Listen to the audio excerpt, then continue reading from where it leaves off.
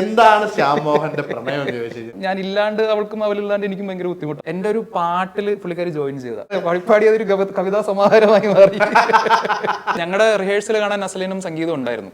ഞാൻ വന്നിട്ട് എൻ്റെ ഈ സാധനമൊക്കെ ഉണ്ടല്ലോ വന്ന് നിന്നിട്ട് അത് കഴിഞ്ഞിട്ട് മമിതയുടെ ആ സ്റ്റെപ്പ് ഇപ്പൊ ഇതൊക്കെ ഇവർ അവിടെ ഇരുന്ന് നോട്ടീസ് ചെയ്യുന്നുണ്ടായിരുന്നു നസ്ലിൻ സംഗീതം. എന്നിട്ട് അവർ അന്ന് രാത്രി അവിടെ ഇരുന്ന് വർക്കൗട്ട് ചെയ്തതാണ്. അപ്പൊ അവർ ഇത് കൊടുത്തപ്പോൾ എനിക്ക് കുറച്ചുകൂടെ ഇൻട്രസ്റ്റ് ആയി. അപ്പൊ ഞാൻ പിന്നെ എന്റെ എൻട്രിയിൽ ഞാൻ മറ്റേ പുരികം വെച്ചിട്ടുള്ള സാധനം ചെയ്തു. അച്ഛനമ്മയൊക്കെ ഈ പറഞ്ഞ പോലെ ഞാൻ 10ാം ക്ലാസ് പ്ലസ് 2 സമയത്തായപ്പോഴേക്കും പോയതാണ്. എനിക്ക് അതിനെക്കാട്ടി കൂടുതൽ മിസ് ചെയ്യുന്നത് ഞാൻ ബോംബെയിലായിരുന്നപ്പോൾ എൻ്റെ അങ്കിളും ആൻറ്റി ഉണ്ടായിരുന്നു. അപ്പോൾ എനിക്കൊരു സെക്കൻഡ് പാരന്റ്ഹുഡ് എന്ന് പറയുന്ന അവരിൽ നിന്നാണ് കിട്ടിയത്. അവരും മരിച്ചുപോയി എന്നുള്ളത്. KK പറയുമ്പോൾ ഇങ്ങനെ ഒരു സാധനം കൊടുത്താൽ എങ്ങനെ ഉണ്ടാകുന്നു. പുള്ളിക്ക് അപ്പോൾ തന്നെ പുള്ളിക്ക് വർക്കായി. ഞാൻ എൻ്റെ രീതിക്ക് ചെയ്ത പുള്ളി ഭയങ്കരമായിട്ട് ചിരിക്കും. അപ്പോൾ ഞാൻ വിചാരിച്ചു സെറ്റപ്പ് വർക്കായി. എടാ കൊള്ളാം, പക്ഷെ ഇത് വേണ്ട കേട്ടോ ഇങ്ങനെ പറയും. ഞാൻ ദിലീപാണെന്ന് പറഞ്ഞു. അപ്പോൾ ഏത് ദിലീപ്? ഞാൻ ആർട്ടിസ്റ്റ് ദിലീപാണെന്ന് പറഞ്ഞു. അപ്പൊ അയ്യോ എന്നുള്ള അപ്പം ഞെട്ടി. ഇനിയെങ്കിലും അതിനൊന്ന് കാണിച്ചു തരുമോ എന്ന് ചോദിച്ചു. വീട്ടുകാർ തന്നെ കണ്ടിട്ട് 2 വർഷമായി. വല്ലപ്പോഴും വന്നു പോകുന്ന സെറ്റപ്പാണ്. നമുക്ക് ചെയ്താലും നമ്മുടെ കരിയറിന് ഗുണം ചെയ്യാത്ത രീതിയിലുള്ള ഒരുപാട് വർക്കുകൾ എന്നെ അന്വേഷിച്ച് വന്നിട്ടുണ്ട്. അതൊക്കെ ആ സമയത്ത് പൈസയ്ക്ക് വേണ്ടി ചെയ്യാമെന്ന് ഞാൻ വിചാരിച്ചിരുന്നെങ്കിൽ ചിലപ്പോൾ ഞാൻ പ്രേമലുവിൽ എത്തില്ലായിരുന്നു. കറക്റ്റ് റൂട്ടിലാണ് ഞാൻ വന്നുകൊണ്ടിരുന്നതെന്നാണ് എനിക്ക് തോന്നുന്നത്. അതുകൊണ്ടായിരിക്കും മേ ബി ഇപ്പൊ ഈ പറഞ്ഞ പോലെ ഒരു പ്രേമലു പോലൊരു പടം സംഭവിച്ചത്. വെൽക്കം ശ്യാം മോഹൻ. ശ്യാം സ്വാഗതം. ഞാൻ ഭയങ്കര സന്തോഷത്തിലാണ് ഇരിക്കുന്നത്. കാരണം ഒരു 7-8 വർഷം മുമ്പ് എൻ്റെ ഒരു ഫ്രണ്ട് ഉണ്ട്, അക്കി എന്ന് പറയുന്നൊരു അവൻ ഒരു ആൽബം ചെയ്ത സമയത്ത് അവനാണ് എൻ്റെ അടുത്ത് പറഞ്ഞത്, അണ്ണാ ശ്യാമണ്ണൻ എന്ന് പറഞ്ഞൊരു കീടലൻ ആളുണ്ട്, ഗംഭീരമായിട്ട്. അങ്ങനെ അക്കിയാണ് എന്നെ പരിചയപ്പെടുത്തുന്നത് ആദ്യമായിട്ട് അല്ലേ. എന്നിട്ട് നമ്മൾ പരസ്യങ്ങൾ ചെയ്തു, അങ്ങനെയാണ് പരിചയത്തിലാവുന്നത്. ഇപ്പം ഉജാല ഏഷ്യാനെറ്റ്സ് അവാർഡ്സ് ഒക്കെ സ്വപ്നം കാണുന്ന ഒരു ചെറുപ്പത്തിൽ നിന്നും ഇപ്പൊ അതിന്റെ ഒരു പടിയിലേക്ക് എത്തി നിൽക്കുകയാണ്. എന്ത് തോന്നുന്നു? അല്ല, അടിപൊളി, നല്ല രസമുണ്ട്. ഈ പറഞ്ഞ പോലെ സുമേഷ് ബ്രോയുമായിട്ടുള്ള കണക്ഷൻ എൻ്റെ ആക്ടിങ് കരിയർ തുടങ്ങുന്ന സമയത്തുള്ള നമ്മളെ കണക്ഷനാണ്. ഞാൻ ആദ്യമായിട്ട് എന്നെ അഭിനയിപ്പിക്കുന്നത് അക്കിയാണ്. ഈ പറഞ്ഞത് വെറുതെ വീട്ടിലിരുന്ന് എന്നെ സ്മ്യൂളിൽ പാടിക്കൊണ്ടിരുന്ന എന്നെ ഒരു ദിവസം വിളിച്ചിട്ട്, ഞാനും അവനും ആനിമേഷൻ ഒരുമിച്ചായിരുന്നല്ലോ ട്രിവാൻഡ്രത്ത്. അപ്പൊ അവനാണെങ്കിൽ വിളിച്ചിട്ട് ഒരു മ്യൂസിക് വീഡിയോ ഉണ്ട്, നിങ്ങൾ ചെയ്താൽ നന്നായിരിക്കും എന്ന് പറഞ്ഞിട്ട് എന്നെ പിടിച്ച് അഭിനയിപ്പിച്ചു. ഞാൻ എന്തൊക്കെ കാണിച്ചു കൂട്ടി. പിന്നെ രണ്ടാമത്തെ ഞാൻ അഭിനയിക്കുന്നത് താങ്കളുടെ സ്ക്രിപ്റ്റിലാണ്. ഡയറക്ട് ചെയ്ത കൗമുദി മാട്രിമോണി. അപ്പൊ അന്ന് പോലെ ഈ പറഞ്ഞ പോലെ അന്നാണ് ശരിക്കും എനിക്ക് ഇങ്ങനെ ഒരു പരിപാടിയുള്ള ഒരു ഇൻട്രസ്റ്റ് ഉണ്ടെന്ന് എനിക്ക് മനസ്സിലായത്. അതിനു മുമ്പ് എനിക്ക് അപ്പോൾ അഭിനയിക്കാനോ ചാൻസ് ചോദിക്കാനോ ഉള്ള ധൈര്യമൊന്നും അങ്ങനെ ആലോചിച്ചിട്ടില്ല. ഓക്കെ, നമുക്കൊരു കോൺഫിഡൻസ് വേണമല്ലോ. ഓക്കെ, അഭിനയിക്കാൻ. അതെ, ഞാൻ ക്യാമറയ്ക്ക് മുമ്പിൽ ആദ്യമായിട്ട് അഭിനയിക്കുന്ന വേണിയാണ്. അതിന് മുമ്പ് കൈരളിയിലെ പ്രോഗ്രാം ഷോ ചെയ്യുന്നുണ്ടായിരുന്നു. പക്ഷെ ആക്ടിങ്, ഫസ്റ്റ് ആക്ടിങ് എന്ന് പറഞ്ഞ വേണി തന്നെയാണ്. കൗമുദിയാണ് എന്റെ ഒരു കളിച്ചട്ട്. പ്രേമലുവിലേക്ക് വന്നു കഴിഞ്ഞാൽ, പ്രേമലു ഇപ്പൊ നമ്മൾ എടുത്തുകൊണ്ടിരിക്കുന്ന സമയത്ത്, ഇന്റർവ്യൂ എടുക്കുന്ന സമയത്ത് ഹൈദരാബാദിൽ രാജമൗലി കാണാൻ വേണ്ടിട്ട് കാത്തിരിക്കുകയാണ്, വെയിറ്റ് ചെയ്യാൻ അല്ലേ? അതെ അതെ. എന്ത് തോന്നുന്നു? അയ്യോ, നല്ല എനിക്ക് ഇപ്പം ഞാൻ മറ്റേ ബോംബെയിൽ ഉണ്ടായിരുന്ന സമയത്ത് 2015 സമയത്താണ് ബാഹുബലി ഇറങ്ങിയത്. 2013 കണ്ടാണെന്ന് തോന്നുന്നു. അപ്പോൾ ഫസ്റ്റ് ബാഹുബലി ഇറങ്ങിയ ശേഷം ഒരു നേഷൻ വൈഡ് ചർച്ച ഉണ്ടായിരുന്നല്ലോ, വൈ കട്ടപ്പാക്കിലുള്ള ബാഹുബലി. അപ്പൊ അന്ന് ഈ നോർത്ത് ഇന്ത്യൻസിന്റെ ഇടയിൽ ഇരുന്നിട്ട് ഈ ചർച്ച കണ്ട് ആനന്ദിച്ച ഒരാളാണ് ഞാൻ. ഒരു സൗത്ത് ഇന്ത്യൻ എന്നുള്ള ഒരു അഭിമാനം. കാരണം എന്നോടും ചോദിക്കുമായിരുന്നു, എടാ നിങ്ങളുടെ സിനിമകൾ ഭയങ്കര സംഭവമാണല്ലോ എന്ന് പറഞ്ഞിട്ട്. അപ്പൊ അന്ന് ഈ ഹൈ എനിക്ക് ഉണ്ടാക്കി തന്ന രാജമൗലി സാറാണ്. അപ്പോൾ അദ്ദേഹം ആണ്, എന്താ പറയാ, അദ്ദേഹത്തിന്റെ മകനാണ് അതിന്റെ റൈറ്റ്സ് വാങ്ങിയിട്ട് തെലുങ്കിൽ അത് ഡബ് ചെയ്ത് ഇറക്കുന്നത്. റിലീസിന് തന്നെ സാറും ഇരുന്ന് കാണുന്നുണ്ടെന്ന് പറയുമ്പോൾ ഭയങ്കര ഹൈ ആണ്. നമ്മളെയൊക്കെ പുള്ളിക്കാരൻ കാണുമല്ലോ എന്നുള്ളൊരു. തീർച്ചയായിട്ടും അത് വലിയൊരു ഓപ്പണിംഗ് ആണ് ശരിക്കും. എല്ലാവർക്കും, നമ്മളെല്ലാവർക്കും, പടത്തിൽ അഭിനയിച്ച എല്ലാവർക്കും, ഫുൾ ടെക്നീഷ്യൻസ് എല്ലാവർക്കും നല്ലൊരു ഓപ്പണിംഗ് ആണ്. ശരിക്കും ഈ ആദി എന്ന് പറയുന്ന ഒരു ക്യാരക്ടറിനെ പറ്റി പറഞ്ഞു കഴിയുമ്പോൾ ഈ ഒരു JK ഒക്കെ സ്ക്രിപ്റ്റിൽ തന്നെ ഉണ്ടായിരുന്നതാണ്. JK എന്നുള്ളൊരു ആക്ടിവിറ്റി എന്ന് വെച്ചാൽ ഒരു സംഭവം പുള്ളിക്കാരൻ്റെ ഉണ്ടായിരുന്നു. കുറച്ച് മാനറിസങ്ങൾ ഞാൻ എൻ്റെതായിട്ട് ഞാൻ പുള്ളിയോട്, ഗിരീഷിനോട് ചോദിച്ച് ആഡ് ചെയ്തു. അപ്പം ഈ എയർകോട്ട് പരിപാടിയൊക്കെ ഞാൻ ഇങ്ങനെ റിഹേഴ്സൽ സമയത്ത് ഇങ്ങനെ പുള്ളിയോട് ചോദിച്ചാണ്, JK പറയുമ്പോൾ ഇങ്ങനെ ഒരു സാധനം കൊടുത്താൽ എങ്ങനെ ഉണ്ടാകുന്നു. പുള്ളിക്ക് അപ്പോൾ തന്നെ പുള്ളിക്ക് വർക്കായി. അത് പുള്ളി തിരിച്ചു, അത് കൊള്ളാം, അത് ചെയ്തെന്ന് പറഞ്ഞു. ബാക്കി ഒരുവിധം ഈ പറഞ്ഞ പോലെ ഡയലോഗ് വൈസ് എല്ലാ സംഭവങ്ങളും ആദിയുടെ പരിപാടികളൊക്കെ സ്ക്രിപ്റ്റിൽ തന്നെ ഉണ്ടായിരുന്നു. ആദിയുടെ വികൃതിത്തരങ്ങളും കാര്യങ്ങളും ഒക്കെ. ശരിക്കും പറഞ്ഞു കഴിഞ്ഞാല് നമ്മൾ സീരിയസ് ആയിട്ടൊരു കാര്യം പറയുമ്പോൾ ആളുകൾ ഇരുന്ന് ചിരിക്കുന്നു, അല്ലെങ്കിൽ നമ്മൾ വില്ലനിസം കാണിക്കുമ്പോൾ നമ്മുടെ വില്ലനെ കണ്ടിട്ട് ആളുകൾ ചിരിക്കുന്നു എന്ന് പറഞ്ഞു കഴിഞ്ഞാൽ ആ കഥാപാത്രം പെട്ടെന്ന് നോട്ട് ചെയ്യപ്പെടും. ഒരു കോമഡി കോമഡി റോള് ചെയ്യുന്ന ആള് കോമഡി കഥാപാത്രം ചെയ്യുന്നതിനേക്കാൾ വില്ലൻ സീരിയസ് ആയിട്ട് വില്ലത്തരം പറയുമ്പോൾ നമ്മുടെ അടുത്ത് ചിരിച്ചു കഴിഞ്ഞാൽ അത് ഭയങ്കര ഒരു ഇമ്പാക്ട്. ഓഡീഷൻ ഉണ്ടായിരുന്നു, ആദ്യക്ക് വേണ്ടിയിട്ട് ഒരു ഓഡീഷൻ ചെയ്തിട്ടുണ്ടായിരുന്നു. അപ്പോൾ ഈ റീനു ഫസ്റ്റ് ഓഫീസിലേക്ക് വരുമ്പോൾ ആദ്യം ഇങ്ങനെ ഇൻട്രൊഡ്യൂസ് ചെയ്യുന്ന സീന്, പിന്നെ കല്യാണത്തിന് സച്ചിന്റെ കൂടെ പോകണമെന്ന് പറയുമ്പോൾ പുള്ളിക്കാരെ എതിർക്കുന്നുണ്ട് മുറിയിൽ വെച്ച്. ആ 2 സീൻസാണ് ഓഡീഷൻ ചെയ്തത്. അപ്പോൾ ചെയ്തു. പുള്ളി കുറെ ഇത് പറഞ്ഞു, ഇംപ്രൈസേഷൻ, ഇങ്ങനെ ഒരു സാധനം ഈ ഒരു രീതിക്ക് പിടിച്ചു നോക്കും. പുള്ളി ചിരിക്കുമല്ല. ഞാൻ എൻ്റെ രീതിക്ക് ചെയ്ത പുള്ളി ഭയങ്കരമായിട്ട് ചിരിക്കും. അപ്പോൾ ഞാൻ വിചാരിച്ചു സെറ്റപ്പ് വർക്കായി, എടാ കൊള്ളാം പക്ഷെ ഇത് വേണ്ട കേട്ടോ ഇങ്ങനെ പറയും. അപ്പോൾ അയ്യോ ഇതെന്താണ് പരിപാടി എനിക്ക് മനസ്സിലായില്ല. അപ്പോൾ പിന്നെ കഴിഞ്ഞിട്ട് പുള്ളി പറഞ്ഞാടാ എനിക്ക് ഓക്കെയാണ് ഞങ്ങളുടെ സൈഡിൽ നിന്ന്, പക്ഷേ പ്രൊഡക്ഷനിലും കൂടെ നമ്മളൊന്ന് സംസാരിച്ചിട്ട്, കാരണം അതൊരു അവരും കൂടെ ഒരു ഡിസിഷൻ എടുക്കണമല്ലോ. അപ്പോൾ ഞാൻ അങ്ങനെ ആലോചിക്കുന്നു, ചെറിയ പരിപാടിക്കൊക്കെ എന്തിനാണ് പ്രൊഡക്ഷൻ ഉപയോഗിക്കേണ്ടതെന്നൊക്കെ ഞാൻ ആലോചിക്കുക. പിന്നെ 2 ദിവസം കഴിഞ്ഞിട്ട് പുള്ളി വിളിച്ചിട്ട് എന്നോട് നെക്സ്റ്റ് ഡേ തന്നെ പുള്ളി എന്നെ വിളിച്ചിട്ട് പറഞ്ഞു സെലക്റ്റഡ് ആണ്. അപ്പോൾ എനിക്കറിയില്ല, ഓക്കെ ഇതിലൊരു ക്യാരക്ടർ ഉണ്ട്. അപ്പോൾ എൻ്റെ ഒരു അനുമാനം എന്ന് പറയുന്നത് ഓക്കെ ഓഫീസിലുള്ള ഒരു കുറച്ച് കൺട്രോളിംഗ് ആയിട്ടുള്ള ഒരു മാനേജർ പരിപാടി അങ്ങനെ എന്തോ ആണെന്നാണ് എൻ്റെ വിചാരം. സ്ക്രിപ്റ്റ് കിട്ടി വായിച്ചപ്പോഴാണ് എൻ്റെ കിളി പോയിട്ട് അയ്യോ ഇത് ഒരു വൻ പരിപാടിയാണല്ലോ എന്നുള്ളൊരു സാധനം വന്നത്. പിന്നെ ആ സ്ക്രിപ്റ്റ് ഫുള്ള് വായിച്ചപ്പോൾ എനിക്ക് ശരിക്കും സ്ട്രൈക്ക് ചെയ്തപ്പോൾ ഡാർലിംഗിൽ ഒരു ദിലീപ് ഏട്ടൻ്റെ ക്യാരക്ടറുണ്ട്. എനിക്കത് ഭയങ്കര, ഞാൻ വൈഫിനോട് പറഞ്ഞതാണ്, ദിലീപ് ഏട്ടൻ ഡാർലിംഗിൽ ചെയ്തേക്കുന്ന ഒരു പരിപാടിയുണ്ട്. പുള്ളിക്കാരൻ വില്ലനാണ്, പക്ഷേ പുള്ളിക്കാരൻ ചെയ്യുന്നതൊക്കെ നമുക്ക് കാണുമ്പോൾ നമുക്ക് ചിരി വരും. എന്നാൽ ഒരു പോയിന്റിൽ പുള്ളിക്കാരൻ ചെയ്യുന്നതിനോട് ദേഷ്യവും വരുന്നുണ്ട്. അപ്പം അങ്ങനെയൊക്കെ ഒരു തോട്ടൊക്കെ എനിക്ക് വന്നു. പക്ഷെ അത് വർക്കൗട്ടാക്കി എടുക്കുക എന്നുള്ളത് ഈ പറഞ്ഞ പോലെ, പിന്നെ നമ്മുടെ രവി പത്മനാഭന്റെ അജിത് മേനോന്റെ ഒക്കെ ട്രേസസ് ഉള്ള ഒരു ക്യാരക്ടറും കൂടെയാണ്.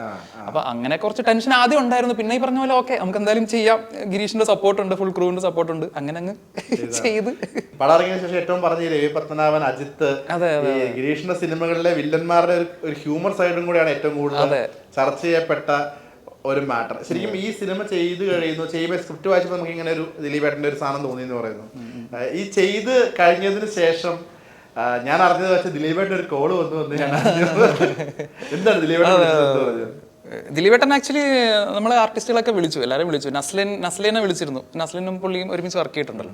അപ്പോൾ അത് കഴിഞ്ഞിട്ട് നസ്ലിൻ്റെ നമ്പർ വാങ്ങിയിട്ടാണ് എന്നെയും സംഗീതിന് അഖിലേക്ക് വിളിച്ചത്. എന്നെ വിളിച്ചപ്പോൾ ഇങ്ങനെ പുള്ളി പറഞ്ഞു, ഞാൻ മിസ് കോൾ, ഞാൻ വീടെന്തോ ക്ലീൻ ചെയ്തുകൊണ്ടിരിക്കുകയായിരുന്നു, നോക്കിയോ മിസ് കോൾ കിടക്കുന്നു, ദിലീപ് എന്ന് കണ്ടു. ഞാൻ അപ്പോൾ എനിക്ക് ഏത് ദിലീപ് എന്ന് ആലോചിച്ചപ്പോൾ പുള്ളിയുടെ സ്പെല്ലിങ്ങിലൊരു പെക്യുലാരിറ്റി ഉണ്ടല്ലോ, DILIEEP, ആ ഒരു സാധനം കണ്ടപ്പോൾ ഞാൻ എനിക്ക് ചെറിയൊരു ഡൗട്ട്, ഇത് ഈ സ്പെല്ലിങ് എനിക്ക് പരിചയമുണ്ടല്ലോ.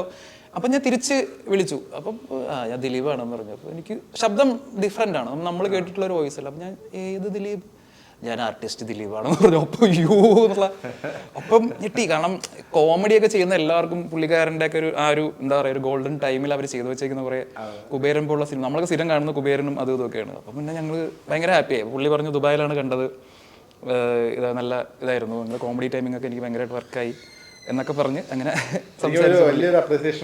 അതെ അതെ അതെ.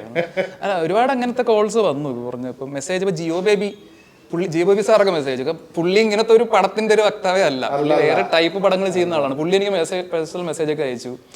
അനിൽ രാധാകൃഷ്ണ മേനോൻ സാറ് വിളിച്ചിരുന്നു. അങ്ങനെ കുറച്ച് ഇൻഡസ്ട്രിയിലുള്ള കുറച്ച്, ഇപ്പം ഞാൻ FFKയുടെ ഒരു ഇതിന് പോയിട്ടുണ്ടായിരുന്നു ഇവന്റിന്. അപ്പോൾ ഞാൻ പ്രതീക്ഷിച്ചില്ല അവരൊക്കെ കണ്ടിട്ടുണ്ടോന്ന്. വി ഉണ്ണികൃഷ്ണൻ സാറും ഇവരൊക്കെ, പത്മകുമാർ സാർ 2 തവണ കണ്ടു എന്ന് പറഞ്ഞു.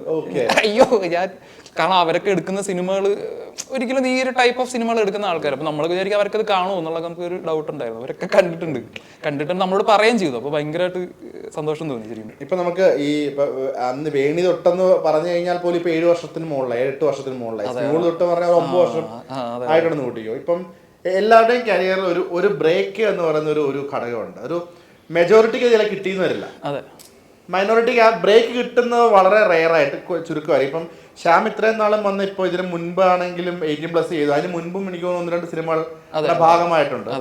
മ്യൂസിക്കൽ വീഡിയോസ്, ഷോ, നമ്മുടെ പ്രോഗ്രാംസ് തന്നെ ചെയ്തിട്ടുണ്ട്. അപ്പം ഈ ഒരു ബ്രേക്ക് കിട്ടുക എന്ന് പറഞ്ഞു കഴിഞ്ഞാൽ ഇത്രയും വർഷം എടുത്തു. അപ്പം ഈ ഒന്നും ബാക്കിലേക്ക് തിരിഞ്ഞു നോക്കുമ്പം സ്ട്രഗിളിങ് സ്റ്റേജ് ആണോ കാണുന്നത്, അതെയോ എന്താണ് ഒരു തോന്നുന്നത് പുറകോട്ട് തിരിഞ്ഞു നോക്കുമ്പോൾ ഈ 9 വർഷത്തെ ജേർണി നോക്കുമ്പോൾ? സ്ട്രഗ്ലിംഗ് ഉണ്ട്, പക്ഷെ ഞാൻ ആ ഒരു സ്ട്രഗ്ലിങ്ങിൽ കോൺസെൻട്രേറ്റ് ചെയ്തിട്ടില്ല എന്ന് തോന്നുന്നു. കാരണം ഞാൻ നോക്കുമ്പോൾ ഞാൻ സ്റ്റെപ്പ് ബൈ സ്റ്റെപ്പായിട്ട് തന്നെയാണ് വന്നേക്കുന്നത്. അപ്പോൾ എനിക്കൊരു വേറൊരു ഇതെന്ന് പറഞ്ഞാൽ ഞാൻ ഭയങ്കരമായിട്ട് ഈ ആഗ്രഹം, സ്വപ്നം കാണൽ ഭയങ്കരമായിട്ടുള്ള ഒരാളാണ്. അപ്പം നേരത്തെ പറഞ്ഞാൽ ഉജാല ഏഷ്യാനെറ്റ് ഫിലിം അവാർഡിൻ്റെ കാര്യം പറഞ്ഞ പോലെ ഏതൊക്കെയോ ഒരു പോയിന്റിൽ ഞാനിങ്ങനെ ഇപ്പം എന്താ പറയുക, ബോംബെയിൽ വർക്ക് ചെയ്യുന്ന സമയത്ത് ഞാൻ ഈ സ്റ്റാൻഡപ്പ് കൊമേഡിയൻസ് ഉണ്ട്, കെനി സെബാസ്റ്റ്യൻ എന്നൊക്കെ പറഞ്ഞിട്ട്. അപ്പോൾ അവരുടെ ഇതൊക്കെ സ്റ്റാൻഡപ്സ് കാണുമായിരുന്നു, സ്കെച്ച് വീഡിയോസ് കാണും, ഫിൽട്ടർ കോപ്പിയുടെ ഒക്കെ. അപ്പോൾ അതൊക്കെ കാണുമ്പോൾ ഞാൻ ആലോചിച്ചിട്ടുണ്ട് എപ്പോഴെങ്കിലും ഒരു യൂട്യൂബ് ചാനലിൽ ഇങ്ങനെ ഒരു കോമഡി പരിപാടി ചെയ്യണം എന്ന് വിചാരിച്ചിട്ടുണ്ട്. അത് ചെയ്തു. പൊന്മുട്ടയിലെത്തിയപ്പം അത് ഭയങ്കരമായിട്ട് ഹാപ്പനിങ് ആയിരുന്നു. പിന്നെ ഈ പറഞ്ഞ പോലെ ഓക്കെ എപ്പോഴെങ്കിലും സിനിമയിൽ ഒരു പരിപാടി ചെയ്യണം. തൊണ്ടി മുതലും ദൃക്സാക്ഷി കണ്ടപ്പോൾ ഞാനിങ്ങനെ ആലോചിച്ചിരുന്നു എപ്പോഴെങ്കിലും ഒരു ദിലീഷ് പോത്തൻ്റെ കൂടെ ഒരു പരിപാടിയൊക്കെ വെറുതെ ആഗ്രഹിച്ചതാ. ഇപ്പം ഞാൻ പറഞ്ഞ പോലെ ദിലീഷ് ഏട്ടൻ പ്രൊഡ്യൂസ് ചെയ്ത പടത്തിൽ അഭിനയിച്ചു. അപ്പം ഇങ്ങനെ ആഗ്രഹിച്ചുകൊണ്ടിരിക്കുകയാണ്. അപ്പോൾ ആ ഒരു സമയത്ത് എനിക്ക് തോന്നുന്നു ഈ സ്ട്രഗ്ലിംഗ് ഉണ്ട്, ഉറപ്പായിട്ടും ഒരു സൈഡിൽ സ്ട്രഗ്ലിംഗ് നടക്കുന്നുണ്ട്. പക്ഷെ എന്നാലും എനിക്ക് തോന്നുന്നു കുറച്ച് സമയം എടുത്താൽ പോലും കറക്റ്റ് റൂട്ടിലാണ് ഞാൻ വന്നുകൊണ്ടിരുന്നതെന്നാണ് എനിക്ക് തോന്നുന്നത്. അതുകൊണ്ടായിരിക്കും മേ ബി ഇപ്പോൾ ഈ പറഞ്ഞ പോലെ ഒരു പ്രേമില് പോലൊരു പടം സംഭവിച്ചത്. കാരണം ഒരുപാട് പ്രലോഭനങ്ങൾ വന്നിട്ടുണ്ട് ഒരു പോയിന്റ് ഓഫ് സമയത്ത്. ഇപ്പോൾ നമുക്ക് ചെയ്താലും നമ്മുടെ കരിയറിന് ഗുണം ചെയ്യാത്ത രീതിയിലുള്ള ഒരുപാട് വർക്കുകൾ എന്നെ അന്വേഷിച്ച് വന്നിട്ടുണ്ട്. അതൊക്കെ ആ സമയത്ത് പൈസയ്ക്ക് വേണ്ടി ചെയ്യാമെന്ന് ഞാൻ വിചാരിച്ചിരുന്നെങ്കിൽ ചിലപ്പോൾ ഞാൻ പ്രേമലുവിൽ എത്തില്ലായിരുന്നു. അങ്ങനെ ഒരുപാട് പറഞ്ഞു, ഞാൻ ആരുടെയും പേരൊന്നും എടുത്ത് പറയുന്നില്ല, പക്ഷെ അങ്ങനെ ഒരുപാട് പരിപാടികൾ എനിക്ക് വന്നിട്ടുണ്ട്. അതൊക്കെ വേണ്ടാന്ന് വെച്ച് ഒരുപാട് സമയം വെറുതെ ഇരുന്നിട്ടുണ്ട്. പൊന്മുട്ട വിട്ട സമയത്ത് തന്നെ ഒരുപാട് റാൻഡം ആയിട്ടുള്ള യൂട്യൂബ് ചാനൽസിൽ ഇതുപോലെ ഇഷ്ടം പോലെ എന്നെ വിളിച്ചിട്ടുണ്ട്. അപ്പം വേണമെങ്കിൽ എനിക്ക് ചാടി പിടിച്ച് ചെയ്യാമായിരുന്നു, പക്ഷെ ഒന്നും അതിൽ ചെയ്യാനില്ല. പൊന്മുട്ടയുടെ തന്നെ വേറൊരു ടൈപ്പ് അതേപോലത്തെ ക്യാരക്ടേഴ്സും മറ്റേ ഹസ്ബൻഡ് വൈഫ് പരിപാടി, അപ്പോൾ അതൊന്നും വേണ്ടെന്ന് വെച്ചാൽ. പക്ഷെ ചെയ്തിരുന്നെങ്കിൽ എനിക്ക് പൈസ കിട്ടിയാണ്. അപ്പം പൈസ ഇല്ല കയ്യിൽ, പക്ഷെ എന്നാലും വേണ്ട, അത് ചെയ്യണ്ട, നമ്മളത് കുറച്ചുകൂടെ വെയിറ്റ് ചെയ്ത് വേറെ നല്ല പരിപാടികൾ ചെയ്യാമെന്ന് വിചാരിച്ചതുകൊണ്ടായിരിക്കാം മേ ബി ഇപ്പോൾ നോ പറയാൻ പഠിച്ചതിന്റെ എഫക്റ്റ് ആയിരിക്കും. നോ പറയാൻ ഭയങ്കര മടിയുള്ള ഒരാളാണ് ഞാൻ. പക്ഷെ ഈ പറഞ്ഞ പോലെ സ്നേഹപൂർവ്വം നിരസിക്കുക എന്നുള്ളൊരു സംഭവം ഉണ്ടല്ലോ, അങ്ങനെ പറയും. അല്ല നമ്മൾ താല്പര്യമില്ലാണ്ട് ചെയ്തിട്ടും കാര്യമില്ല.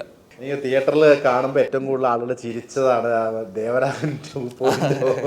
അതെ, എന്തൊരു ഇപ്പോഴും എനിക്ക് തോന്നുന്നു ഒരുപാട് റീലുകളിലും സ്റ്റിക്കറുകളും ഒക്കെ ആയിട്ടൊക്കെ ഈ സാധനം വന്നിട്ടുണ്ട്. ഇപ്പൊ പണ്ട് ദേവരാജം, ഞാൻ ഇതിനകത്ത് ഏറ്റവും വായിച്ചൊരു രസകരമായിട്ടുള്ള കമന്റ് ആണ്, പണ്ട് ദേവരാജം കേൾക്കുമ്പോൾ നമുക്ക് വല്ലാത്തൊരു ഫീലായിരുന്നു. അരവിന്ദസ്വാമിയും ശ്രീദേവിയും അതല്ല, ഇപ്പൊ ദേവരാജം കേൾക്കുമ്പോൾ നമുക്ക് ചിരിക്കാൻ തുടങ്ങി. ഒരു നല്ലൊരു പാട്ടാണ് നിങ്ങൾ ചിരിപ്പിച്ചു കളഞ്ഞു. ഇത് ഈ ഒരു പാട്ട് റീമേക്ക് ചെയ്ത് അല്ലെങ്കിൽ ഇതിങ്ങനെ വരുന്നതൊക്കെ ആദ്യമേ സ്ക്രിപ്റ്റിൽ തന്നെ ഈ സോങ് ആയിരിക്കും എന്നൊക്കെ എഴുതി വെച്ചാൽ ആ സോങ്ങിന്റെ സിറ്റുവേഷൻസ് ഉണ്ട്. അത് ഗിരീഷിന് അങ്ങനത്തെ കുറെ കാര്യങ്ങൾ ഭയങ്കര സെൻസ് ഉള്ള ആളാണ്. എന്താ എവിടെ കൊണ്ടിറക്കിയാൽ വർക്കാവും. ഇപ്പൊ ഗിരീഷ് ഞാനുമായിട്ടുള്ള ഒരു കണക്ഷൻ എന്ന് പറഞ്ഞാൽ ഞങ്ങള് ലൊക്കേഷനിലാണെങ്കിലും ഫുൾ ടൈം സംസാരിക്കുന്നത് 90കളിലെ 90s ജഗദീഷിന്റെ പടങ്ങൾ, അല്ലെങ്കിൽ ഇപ്പൊ എന്താ പറയാ 3 കോടി 300 പവനും മിമിക്സ് ആക്ഷൻ.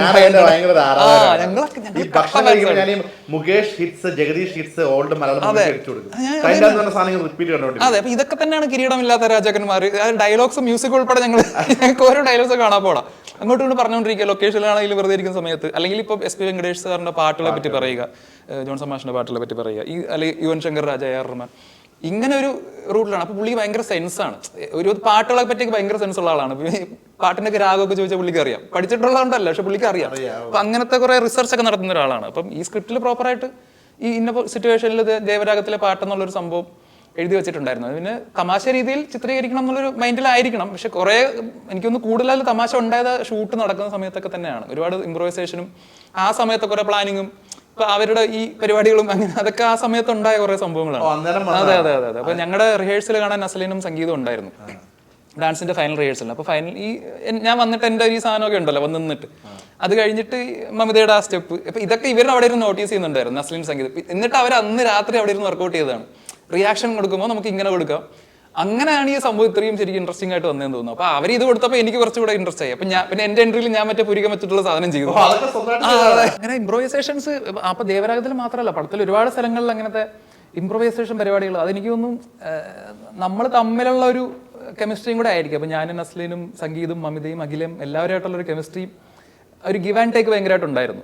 പിന്നെ നമ്മളൊക്കെ ഈ പറഞ്ഞ പോലെ പ്രിയദർശൻ പടങ്ങളുടെ സത്യനന്ദിക്കാട് പടങ്ങളിലേക്ക് ആരാധകരാണ്. അപ്പോൾ അവരൊക്കെ നിന്ന് പെർഫോം ചെയ്യുന്ന പരിപാടികൾ കണ്ട് നമ്മൾ ഒരുപാട് കൊതിച്ചിട്ടുള്ളൂ. നമുക്ക് അറിയാം പലതും സ്ക്രിപ്റ്റ് ഉള്ളതായിരിക്കില്ല. അപ്പോൾ പപ്പു ചേട്ടൻ അല്ലെങ്കിൽ മുകേഷ് ചേട്ടനൊക്കെ ചെയ്യുന്ന എല്ലാം ഒപ്പം ചെയ്തേക്കുന്ന സാധനങ്ങളായിരിക്കും. ഇതൊക്കെ കണ്ട് നമ്മുടെ മനസ്സിൽ കിടപ്പുണ്ട്. ഇപ്പം വരും, നാച്ചുറലി വന്നു പോകുന്നതായിരിക്കും ചിലപ്പോൾ. അങ്ങനെയാണ് ഇത്രയും ഇൻട്രസ്റ്റിംഗ് ആയി മാറിയത് ശരിക്കും.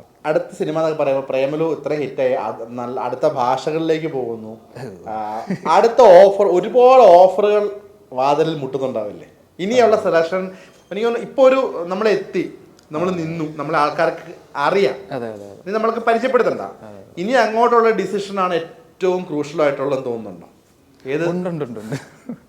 നേരത്തെ പറഞ്ഞ പോലെ ഇങ്ങോട്ടുള്ള വരവിലും ആ ഡിസിഷൻ ക്രൂഷ്യൽ തന്നെ ആയിരുന്നു. പക്ഷെ ഇനി കുറച്ചുകൂടെ അത് മറ്റേ നമ്മുടെ ഇത് ഡിപ്പെൻഡ് ചെയ്യുന്നത് അതിന് ആ ഡിസിഷൻസിനെ ബേസ് ചെയ്തിട്ടായിരിക്കും. അപ്പം ഞാൻ ഒരുപാട് പേരോട് സിനിമയിൽ തന്നെയുള്ള എൻ്റെ സുഹൃത്തുക്കളായിട്ടുള്ള ഒരുപാട് ആൾക്കാരോട് ഇങ്ങനത്തെ കാര്യങ്ങളിൽ അഡ്വൈസ് ചോദിക്കാറുണ്ട്. ചില കഥകൾ അല്ലെങ്കിൽ ചില ഓൺലൈനൊക്കെ കിട്ടുമ്പോൾ ഞാൻ അവർക്ക് അയച്ചു കൊടുത്തിട്ട് എനിക്ക് വായിക്കുമ്പോൾ ചിലപ്പോൾ പ്രശ്നമാണെന്ന് തോന്നുന്നു. അപ്പോൾ ഞാൻ വിചാരിക്കും എൻ്റെ ജഡ്ജ്മെന്റ് ശരിയല്ലാത്തതാണ്. ഇപ്പോൾ പ്രേമലുവിൻ്റെ വൺ ലൈൻ കേട്ട് കഴിഞ്ഞാൽ ഞാനാണെങ്കിൽ പറയും ഇതെന്താണെന്ന് ചോദിക്കും. കാരണം വളരെ സിമ്പിൾ ആയിട്ടുള്ള പരിപാടിയാണ്. ഒരു പെണ്ണ് ചെറുക്കൻ്റെ പുറകെ നടക്കുന്നു, അവൾ റിജക്ട് ചെയ്യുന്നു, ഇതാണ് എൻ്റെ വൺ ലൈൻ ബേസിക് സിനോപ്സിസ്. അപ്പോൾ അതൊരു സെൻസുള്ള ഒരു പ്രൊഡ്യൂസർക്ക് മനസ്സിലാവുള്ളൂ. ഇപ്പോൾ ദിലീഷ് ഏട്ടനും ശ്യാമേട്ടനെ പോലെ ഫഹദിനെ പോലെ എനിക്ക് അത്രയുള്ള സെൻസ് ഒന്നും ഉള്ളതായിട്ട് എനിക്ക് തോന്നുന്നില്ല. അപ്പോൾ അതുകൊണ്ട് ഇങ്ങനത്തെ ചില സംഭവങ്ങൾ കഥകളൊക്കെ വരുമ്പോൾ ഞാൻ എൻ്റെ സുഹൃത്തുക്കളോ ഗിരീഷിനോടോ അല്ലെങ്കിൽ അൽതാഫ് സലീമിനോടൊക്കെ സജഷൻ ചോദിക്കാറുണ്ട്. അപ്പം അവർക്ക് കുറച്ചുകൂടെ എക്സ്പീരിയൻസ് ഉള്ളതുകൊണ്ട് അവരത് തന്നെ എന്നുവെച്ചാൽ അവരിത് ചെയ്യേണ്ടെന്ന് പറയുന്നല്ല ഞാൻ പറയുന്നത്, അവർ പറഞ്ഞു തരും എന്തൊക്കെ ആയിരിക്കാം എന്തെങ്ങനെയൊക്കെ ആയിരിക്കാം, അങ്ങനെ ഹെൽപ്പ് ചെയ്യാറുണ്ട്. അപ്പം ആ ഒരു ഡിസിഷൻ മേക്കിങ്ങിൽ ഇങ്ങനെ കുറേ സുഹൃത്തുക്കൾ ഉള്ളതുകൊണ്ടും പിന്നെ എല്ലാ സമയത്തും നമുക്ക് അവരെ പോയി ശല്യം ചെയ്യാൻ പറ്റില്ല, അവരൊക്കെ ഒരുപാട് തിരക്കുള്ള ആൾക്കാരാണ്. അപ്പം എൻ്റെ ഒരു ഇത് പ്രവർത്തിക്കേണ്ടിയിരിക്കുന്നു. തീർച്ചയായിട്ടും. ഈ സിനിമ കണ്ടിട്ട് ഫഹദ് വിളിക്കുകയോ അല്ലെങ്കിൽ ആ പ്രൊഡക്ഷൻ ഹൗസിൽ നിന്നുള്ള റെസ്പോൺസ് എങ്ങനെയാണ് സിനിമ ഇറങ്ങിയതിന് ശേഷം ഇപ്പൊ നിൽക്കുന്ന ഒരു ഇതില്? ഫഹദ് അതിന്റെ ഒരു റീലൊക്കെ ചെയ്തിട്ടുണ്ട്. അതെ അതെ, ഫഹദ് ഇതുവരെ ഞങ്ങൾക്ക് കാണാൻ പറ്റിയിട്ടില്ല. ഫഹദ് ആക്ച്വലി ഞങ്ങൾക്ക് വേണ്ടിയിട്ടാണ് ആ റീൽ ചെയ്തത്. അപ്പോൾ ശ്യാമേട്ടൻ ഞങ്ങളോട് പറഞ്ഞായിരുന്നു. ഞാൻ ശ്യാമേട്ടനോട് ഫസ്റ്റ് ഡേ പടം സക്സസ് ആയെന്നൊക്കെ അറിഞ്ഞിട്ട് ഞങ്ങൾ ഞങ്ങളുടെ ഹോട്ടൽ റൂമിൽ ഇരിക്കുന്ന സമയത്ത് ലൊക്കേഷനൊന്നും വന്നില്ല. ഇല്ല, വന്നിട്ടില്ല, കണ്ടിട്ടില്ല. ഞാനിതുവരെ പുള്ളിയെ കണ്ടിട്ടില്ല. ഞാൻ സിനിമയിൽ മാത്രമേ പുള്ളിയെ കണ്ടിട്ടുള്ളൂ. അപ്പോൾ ഫസ്റ്റ് ഡേ പടം ഓക്കെ അടിച്ചു എന്നുള്ളൊരു ലെവലിൽ നമ്മൾ റൂമിലൊക്കെ ഭയങ്കര ഹാപ്പി ആയിട്ട് എല്ലാവരും ഇരിക്കുകയാണ്, കോളുകൾ വരുന്നു. അപ്പോൾ ആ സമയത്ത് ഞാൻ ഇങ്ങനെ ശ്യാമേട്ടനോട് ചോദിച്ചു, ഇനിയെങ്കിലും ഫഹദിനെ ഒന്ന് കാണിച്ചു തരുമോ എന്ന് ചോദിച്ചു. അപ്പോൾ പറഞ്ഞു, മച്ചാനെ വീട്ടുകാർ തന്നെ കണ്ടിട്ട് 2 വർഷമായി, വല്ലപ്പോഴും വന്നു പോകുന്ന സെറ്റപ്പാണ് എന്ന് പറഞ്ഞു. അപ്പോൾ നല്ല തിരക്കാണ്. അപ്പോൾ പിന്നെ പുള്ളി ഫഹദ് കൊച്ചി വന്ന സമയത്താണ് ഒരു ഹാപ്പിയാണ്. നസ്രിയെ കണ്ടു എന്ന് പറഞ്ഞു. ഫഹദ് അപ്പോഴും കണ്ടിട്ടില്ലായിരുന്നു എന്ന് പറഞ്ഞു. അപ്പം ഈ പുള്ളിയെ പിള്ളേർക്ക് വേണ്ടി എന്തെങ്കിലും ചെയ്യാമെന്ന് പറഞ്ഞിട്ടാണ് ആ ഡബ് സ്മാഷ് ചെയ്തത്. അത് പക്ഷെ പ്രൊമോഷന് വേണ്ടി ചെയ്തൊരു സാധനം അല്ല. പക്ഷെ അത് പുള്ളി ഓക്കെ ഇവർ നമ്മൾ യങ്സ്റ്റേഴ്സ് ആണല്ലോ അല്ല അഭിനയിച്ചിരിക്കുന്നത്, പുതിയ ആൾക്കാരാണല്ലോ. അപ്പോൾ നമ്മളൊക്കെ ഒന്ന് എനർജി ആയിക്കണമെന്ന് വിചാരിച്ചിട്ടാണ് അവരെ ഡബ് സ്മാഷ് ചെയ്തതെന്ന് പറഞ്ഞു. അപ്പോൾ അത് ഞങ്ങൾക്ക് ഭയങ്കര ഹാപ്പിയായി. പിന്നെ വിളിച്ചിട്ടില്ല ഇതുവരെ, നേരിട്ട് സംസാരിച്ചില്ല, പുള്ളി കണ്ടിട്ടില്ല എന്ന് തോന്നുന്നു. നമുക്ക് സിനിമ ഇട്ടിട്ട് ഫാമിലിയിലേക്ക് വന്നു കഴിഞ്ഞാൽ കല്യാണം കഴിഞ്ഞിട്ട് കുറച്ച് ആകുന്നതേ ഉള്ളൂ. ഒരു വർഷം ആവുന്ന 1 വർഷമായല്ലേ? 1 വർഷമായി. സമയം വളരെ പെട്ടെന്ന്. ഓക്കെ, ആ വൈഫ് എന്ത് ചെയ്യാണ്? വൈഫിന്റെ പേര് ഗോപിക എന്നാണ്, ഗോപിക മോഹൻ എന്നാണ്. അവളിപ്പോൾ ഒരു സിനർജി എന്ന് പറയുന്ന ഒരു ഷിപ്പിംഗ് കമ്പനിയിൽ വർക്ക് ചെയ്യുന്നുണ്ട്. അവിടെ ഇടപ്പള്ളിയിൽ അടുത്ത് തന്നെയാണ് വർക്ക് ചെയ്യുന്നത്. ലവ് മാരേജ് ആയിരുന്നു? അതെ അതെ. എന്താണ് ശ്യാം മോഹന്റെ പ്രണയം എന്ന് ചോദിച്ചാൽ എന്ത് പറയും? എന്റെ പ്രണയം എന്ന് പറഞ്ഞാൽ സ്മ്യൂൾ എന്ന് പറയുന്ന ആപ്പ് എടുത്ത് കാണിക്കേണ്ടി വരും എനിക്ക്. ഞാൻ ഈ പറഞ്ഞ പോലെ ജോബൊക്കെ റിസൈൻ ചെയ്തിട്ട് ബോംബെ നിന്ന് ട്രിവാൻഡ്രം കൊച്ചി ഇങ്ങനെ ഷിഫ്റ്റ് അടിക്കുന്ന ഒരു സമയം ഉണ്ടായിരുന്നു. പ്രത്യേകിച്ച് പണിയൊന്നുമില്ല, കുറച്ച് ദിവസം ട്രിവാൻഡ്രത്തേക്ക് പോകും, കുറച്ച് ദിവസം കൊച്ചിയിൽ നിൽക്കും. ആ സമയത്താണ് ഈ സ്മ്യൂൾ എന്ന് പറയുന്ന ആപ്പ് ഇരുന്ന് എക്സ്പ്ലോർ ചെയ്ത് തുടങ്ങിയത്. അപ്പോൾ അതിനകത്ത് വെറുതെ സമയം കളയാൻ വേണ്ടി പാടി തുടങ്ങിയതാണ്. അപ്പോൾ ഞാൻ പാടിയൊക്കെ തുടങ്ങിയപ്പോൾ ഈ പറഞ്ഞ പോലെ എനിക്ക് മറ്റേ ഫാൻസും ഫോളോവേഴ്സും ഒക്കെ വരാൻ തുടങ്ങി. കുഴപ്പമില്ലാതെ പാടുന്നുണ്ടല്ലോ എന്നൊക്കെ പറഞ്ഞിട്ട്. അപ്പോൾ പിന്നെ ഒരു കമ്മ്യൂണിറ്റി ഒക്കെ ഭയങ്കരമായിട്ട് ഡെവലപ്പ് ആയി വന്നു. അപ്പോൾ നമുക്ക് ആ സമയത്ത് ഭയങ്കര ഒരു ഇൻസ്പയറിംഗ് ആയിരുന്നു, ഒരു കമ്മ്യൂണിറ്റി, ഒരുപാട് ആൾക്കാരോട് സംസാരിക്കുക, മീറ്റ് ചെയ്യുക എന്നുള്ളത്. അപ്പോൾ അവിടെ വെച്ചിട്ടാണ് പുള്ളിക്കാരി ഇതുപോലെ എൻ്റെ ഒരു പാട്ടിൽ പുള്ളിക്കാരി ജോയിൻ ചെയ്തത്, പാതിരാമഴ ഏതോ എന്നുള്ള. നമ്മൾ കൊളാപ്സ് ഇടും, നമ്മൾ പാടി പകുതി പാടിയിടും, ബാക്കി ആൾക്കാർ ജോയിൻ ചെയ്യുക, അങ്ങനെ ഒരു സംഭവം. ഇപ്പോൾ പാതിരാമഴ ഏതെന്നുള്ള പാട്ടാണ് പുള്ളിക്കാരി ജോയിൻ ചെയ്തത്. നന്നായിട്ട് പാടും പുള്ളിക്കാരി. അപ്പോൾ ഒരു പാടിയപ്പോൾ ഞാനിങ്ങനെ അത് ഷെയർ ചെയ്ത് മറ്റേ എൻ്റെ ഗ്രൂപ്പിൽ ഓൾറെഡി ഉള്ള ഫ്രണ്ട്സിനോട് പറഞ്ഞു, പുള്ളിക്കാരി നന്നായിട്ട് പാടുന്നുണ്ട് കേട്ടോ, നല്ല രസമുണ്ട് എന്ന് പറഞ്ഞു. അങ്ങനെ തുടങ്ങിയ രസം. പിന്നെ ഞങ്ങളൊരു പുള്ളിക്കാരി ഞാൻ ഞങ്ങളുടെ ഗ്രൂപ്പിലേക്ക് കൊണ്ടുവന്നു, അവരെല്ലാവരുമായിട്ടും കമ്പനിയായി. പിന്നെ ഈ പറഞ്ഞാൽ ഞങ്ങളൊരു ബാൻഡൊക്കെ തുടങ്ങി, #ഹാഷ്ടാഗ് എന്ന പേരിൽ ചെറിയ ചെറിയ പരിപാടികളൊക്കെ ചെയ്യുന്നുണ്ടായിരുന്നു. പുള്ളിക്കാരി അതിൽ പാടാൻ വരുന്നുണ്ടായിരുന്നു, ഞങ്ങൾ പിന്നെ ഡ്യൂറ്റൊക്കെ പാടുന്നുണ്ടായിരുന്നു. പാടി അതൊരു കവിതാ സമാഹാരമായി മാറി. ഇഷ്ടപ്പെട്ടു, ഹാപ്പിയായിട്ട് പോകുന്നു. അവളാണ് എൻ്റെ ഒരു എന്താ പറയാ ലൈഫ് ലൈൻ എന്ന് പറയാവുന്ന പുള്ളിക്കാരിയാണ്. ഇപ്പൊ ഈ ഞാൻ ഇട്ടേക്കുന്ന കോസ്റ്റ്യൂം ഉൾപ്പെടെ പുള്ളിക്കാരി എനിക്ക് വേണ്ടിയിട്ട് എനിക്കൊന്നും അറിയേണ്ടി വരാറില്ല. ലൈക്ക് ഇപ്പൊ എന്താ പ്രൊമോഷൻസ് തുടങ്ങാറായ സമയത്ത് എന്തായാലും നമുക്ക് കുറേ ഡ്രസ്സൊക്കെ വേണം ഇടാൻ. അപ്പോൾ പുള്ളിക്കാരി തന്നെ ഇരുന്നിട്ട് എല്ലാം കറക്റ്റ് ആയിരിക്കും എനിക്ക് വേണ്ടി ഓർഡർ ചെയ്യുന്ന. എനിക്ക് പറ്റിയ ഡ്രസ്സൊക്കെ തപ്പിയെടുക്കാൻ കുറച്ച് സമയം എടുക്കും, പാടാണ്. പുള്ളിക്കാരി കറക്റ്റ് എനിക്ക് എന്ത് ചേരുന്നുണ്ടോ അതൊക്കെ കറക്റ്റായിട്ട് ഓർഡർ ചെയ്ത് ഞാൻ വീട്ടിൽ ചെല്ലുമ്പോൾ എല്ലാം റെഡി ആയിരിക്കും. ഇന്ന ദിവസം ഇടാനുള്ള സാധനം ഇതാണ്. അങ്ങനെ ഭയങ്കരമായിട്ട് മാനേജ് ചെയ്ത് കൊണ്ടുപോകുന്നു. എൻ്റെ മാനേജർ എന്ന് പറയാം ശരിക്കും പറഞ്ഞു. പേഴ്സണൽ മാനേജർ, മറ്റേ പ്രൊഫഷണൽ മാനേജർ അല്ല, പേഴ്സണൽ മാനേജർ. തിരിച്ച് ഞാൻ അങ്ങോട്ടും അങ്ങനെ കേട്ടോ. അപ്പോൾ അവളുടെ കാര്യങ്ങളായാലും ഞാൻ ഇല്ലാണ്ട് അവൾക്കും അവളില്ലാണ്ട് എനിക്കും ഭയങ്കര ബുദ്ധിമുട്ടാണ്. അങ്ങനത്തെ ഒരു അങ്ങനെ തന്നെ പോട്ടെ. ശ്യാമിന്റെ ഒരു ഫാമിലി ബാക്ക്ഗ്രൗണ്ട് നോക്കുവാണെന്നുണ്ടെങ്കിൽ വീട്ടിൽ അച്ഛൻ സിനിമയിൽ തന്നെ ഉണ്ടായിരുന്നു, അമ്മ സിനിമയിൽ തന്നെ ഉണ്ടായിരുന്നു, കിലുക്കത്തില് അമ്മ അഭിനയിച്ചിട്ടുണ്ട്, ശ്യാമും അതിന്റെ അകത്തൊരു പാർട്ടായിട്ടുണ്ട്, റെഡ് ടീഷർട്ട് ഇട്ട കുട്ടി. ശരിക്കും ഇപ്പോഴത്തെ ശ്യാമിന്റെ ഒരു വളർച്ചയിൽ ഏറ്റവും ശ്യാം മിസ് ചെയ്യുന്നതും എല്ലാം പേരൻസിനെ ആയിരിക്കും. അവരുണ്ടായിരുന്നെങ്കിൽ ഒരു പക്ഷെ എന്താണ് അവരുടെ ഒരു അഭിമാനം, അവര് സിനിമയിലുള്ള ആൾക്കാരാണ്, പക്ഷെ അവര് നേരത്തെ പോയി നമ്മളെ വിട്ട്. ശ്യാം അവരുടെ ഒരു പാരമ്പര്യം നിലനിർത്തുന്നു, ഇപ്പൊ കേരളം മുഴുവൻ അറിയുന്നു എന്നൊക്കെ പറഞ്ഞു കഴിയുമ്പോൾ അത് മറ്റൊരു ശരിക്കും മിസ് ചെയ്യുന്നവരെ ആയിരിക്കില്ലേ? അതെ അതെ അതെ. ഇപ്പൊ എനിക്ക് അവരെ മിസ് ചെയ്യുന്നതെന്ന് വെച്ചാൽ അമ്മയ്ക്കൊന്നും അറിയില്ലായിരുന്നു. അപ്പൊ എനിക്ക് എന്തെങ്കിലും ഒരു ആർട്ടിസ്റ്റ്, ഞാൻ ഭയങ്കര ഇൻട്രോവേർട്ട് കുട്ടിയാണ്, ആയിരുന്നു കൊച്ചിലെ മുതൽ അങ്ങനെയാണ്. അപ്പോൾ വീട്ടിൽ ആരെങ്കിലും വന്നാൽ സംസാരിക്കില്ല, മിണ്ടാണ്ടിരിക്കുക, ഇങ്ങനത്തെ അധികം കുറച്ച് ഫ്രണ്ട്സ് ഉണ്ട്, അവരോട് പോയി കളിക്കും, അങ്ങനെയൊക്കെ ഉള്ളൂ. അപ്പോൾ ഞാൻ ആദ്യമായിട്ട് മിമിക്രി സ്കൂൾ സമയത്ത് മിമിക്രി ചെയ്യുമായിരുന്നു. അപ്പോൾ ആദ്യമായിട്ട് മിമിക്രി ചെയ്യുന്ന വീട്ടിനടുത്ത് ഈ തിട്ടമംഗലം എന്ന് പറയുന്ന സ്ഥലത്തായിരുന്നു. അപ്പോൾ അവിടുത്തെ ഒരു മഹാവിഷ്ണു ക്ഷേത്രത്തിലാണ് ഞാൻ ആദ്യമായിട്ട് മിമിക്രി ചെയ്യുന്നത്. അപ്പം അമ്മയ്ക്ക് ഒരു ഐഡിയ ഇല്ല ഞാൻ മിമിക്രി ചെയ്യുന്നുള്ളത്.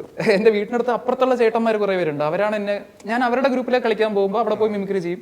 അപ്പോൾ അവരാണ് ഇങ്ങനെ പ്രോത്സാഹിപ്പിച്ചത്, എടാ നീ മിമിക്രി കൊള്ളാമല്ലോ മറ്റേ സൗണ്ട് എടുത്തെന്ന് പറഞ്ഞിട്ട് ഞാൻ സൗണ്ടൊക്കെ ചെയ്യായിരുന്നു. അപ്പോൾ ഇവിടെ മഹാരാഷ്ട്ര ക്ഷേത്രത്തിൽ ഉത്സവം വന്നപ്പോൾ ഇവരാണ് എന്നോട് പറഞ്ഞടാ മിമിക്രി ചെയ്യും, മറ്റേ ഒരു എന്തോ ഒരു ഗാനമേള എന്തോ ഉണ്ട്, അതിനൊന്നും എനിക്കൊരു സ്പേസ് തരാം. അങ്ങനെ ഞാൻ കയറി ചെയ്തു.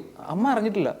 അപ്പോൾ ആരോ അനൗൺസ് ഒക്കെ ചെയ്ത് ഞാൻ മിമിക്രി ചെയ്തു തുടങ്ങിയപ്പോൾ അടുത്ത വീട്ടിലെ ചേച്ചി പോയിട്ട് പറഞ്ഞാൽ നിന്റെ മോനല്ലേടി അവിടെ നിന്നിട്ട് മിമിക്രി ആണെങ്കിൽ, അവനൊന്നും ആയിരിക്കില്ല, അവൻ ആൾക്കാരോട് സംസാരിക്കാതെ അവൻ സ്റ്റേജിൽ കയറി ചെയ്യാൻ പോകുന്നു, അല്ലാതെ അവൻ അവിടെ നിന്നിട്ട് ചെയ്യുന്നു പറഞ്ഞു. അങ്ങനെ അമ്മ ഓഡിയോ നോക്കിയപ്പോൾ ഞാൻ അവിടെ നിന്നിട്ട് മിമിക്രി കാണിച്ചുകൊണ്ടിരിക്കുക. എനിക്കിപ്പോഴും പറയണം, അമ്മ ചോദിച്ചത് എടാ നീ ഇതൊക്കെ എപ്പോഴാണ് നീ പ്രാക്ടീസ് ചെയ്ത്, ഞാനൊന്നും കേട്ടിട്ടില്ലല്ലോ വീട്ടിൽ, കാരണം വീട്ടിലൊന്നും പ്രാക്ടീസ് ഒന്നും ചെയ്യില്ല. ഞാൻ മറ്റേ രഹസ്യമായിട്ട് നിന്നിട്ടാണ് അടുത്തതേ മമ്മൂട്ടി ഈ പരിപാടി ചെയ്തുകൊണ്ടിരുന്നത്. അപ്പോൾ എനിക്കൊന്ന് അവരുണ്ടായിരുന്നെങ്കിൽ ഇപ്പോൾ ഭയങ്കരമായിട്ട് ചിലപ്പോൾ പ്രൗഡായേനെ. എനിക്ക് അതിലും മിസ് ചെയ്യുന്നത് അച്ഛനമ്മയൊക്കെ ഈ പറഞ്ഞ പോലെ ഞാൻ 10ാം ക്ലാസ് പ്ലസ് 2 സമയത്തായപ്പോഴേക്കും പോയതാണ്. എനിക്ക് അതിനെക്കാട്ടി കൂടുതൽ മിസ് ചെയ്യുന്നത് ഞാൻ ബോംബെയിലായിരുന്നപ്പോൾ എൻ്റെ അങ്കിളും ആൻറ്റി ഉണ്ടായിരുന്നു. അപ്പോൾ എനിക്കൊരു സെക്കൻഡ് പാരൻറ്ഹുഡ് എന്ന് പറയുന്നത് അവരിൽ നിന്നാണ് കിട്ടിയത്. അവരും മരിച്ചുപോയി എന്നുള്ളതാണ്, അവരും മരിച്ചു. അപ്പോൾ അതാണ് എനിക്ക് ഏറ്റവും, അതിപ്പം അധികം ആയിട്ടില്ല, ഒരു 2020 2021 സമയത്താണ് ഈ സിനിമയിലേക്ക്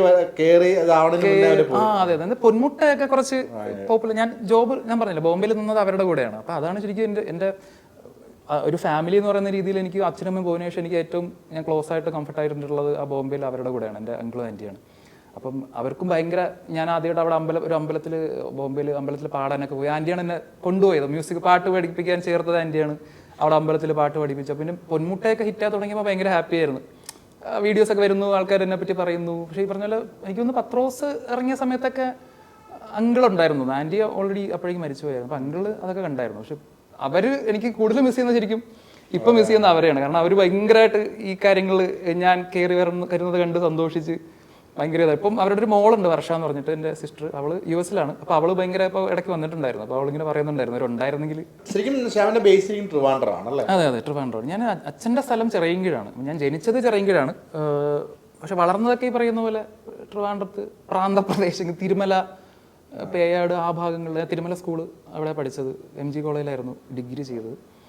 അച്ഛൻ്റെ സ്ഥലം എന്ന് പറയുന്നത് ചിറയൻകീഴാണ്. അച്ഛൻ ഈ പറഞ്ഞ പോലെ പണ്ട് മുതലേ നാടകത്തിൽ അഭിനയമായിരുന്നില്ല അച്ഛന് കൂടുതലും. അച്ഛൻ പ്രൊഡക്ഷൻ ദുബായിൽ പഴയ പേർഷ്യയിലൊക്കെ പോയിട്ട് പുള്ളിക്കാരൻ കപ്പലിലൊക്കെ കയറി തിരിച്ചു വന്നതാണ്, ജോലി ചെയ്യാൻ മടിയായിട്ട്. അതിൽ താല്പര്യമില്ലാന്ന് പറഞ്ഞ കപ്പലിലൊക്കെ എനിക്ക് പണ്ട് ഓർമ്മയുണ്ട്. ആ പെട്ടിയൊക്കെ ഇപ്പോഴും കുറേ നാൾ, ഇപ്പോഴല്ല കുറേ നാൾ അവിടെ ഉണ്ടായിരുന്നു അച്ഛൻ കൊണ്ടുവന്ന പെട്ടിയൊക്കെ. എന്നിട്ടാണ് പിന്നെ പുള്ളിക്കാരൻ നാടകത്തിൽ മാനേജറായിട്ടും അങ്ങനെയൊക്കെ ചെയ്ത്. അവിടെ വെച്ചിട്ടാണ് അമ്മയെ കണ്ട് പരിചയപ്പെട്ട്, ചരിത്രം ആവർത്തിക്കുകയാണ്, അവിടെ വെച്ചിട്ട് അമ്മയെ കൊണ്ട് പരിചയപ്പെട്ടാണ് അവര് കല്യാണം കഴിച്ചത്. അപ്പൊ പ്ലാറ്റ്ഫോം മാത്രമേ മാറിയിട്ടുള്ളൂ. അപ്പൊ അമ്മ ചെറിയ പ്രായത്തിൽ തന്നെ നാടകം, വീട്ടിൽ കുറച്ച് ഫിനാൻഷ്യലി പ്രശ്നങ്ങളുണ്ടായിരുന്നു. അപ്പൊ അമ്മ അതുകൊണ്ട് 15-16 വയസ്സിൽ അമ്മ നാടകം കളിക്കാൻ ഇറങ്ങി. അമ്മയായിരുന്നു ആ സമയത്ത് ആകെ ഏണിംഗ് മെമ്പർ. മാമൻ ബോംബെയിൽ പഠിക്കുകയായിരുന്നു ആ സമയത്ത്. അപ്പൊ പുള്ളിക്കും വേറെ വരുമാനങ്ങളില്ല. അപ്പൂപ്പൻ എന്തോ റിട്ടയർഡ് ആയിട്ട് വീട്ടിലായിരുന്നു. അങ്ങനെയൊക്കെ ആയിരുന്നുകൊണ്ട് അമ്മയാണ് ആ സമയത്ത് ഏണിംഗ് മെമ്പർ. അപ്പൊ ഈ പറഞ്ഞ പോലെ കൊച്ചിലെ മുതൽ തുടങ്ങിയൊരു കലാപാരമ്പര്യമാണ് അവർക്ക്. തിരുവനന്തപുരം.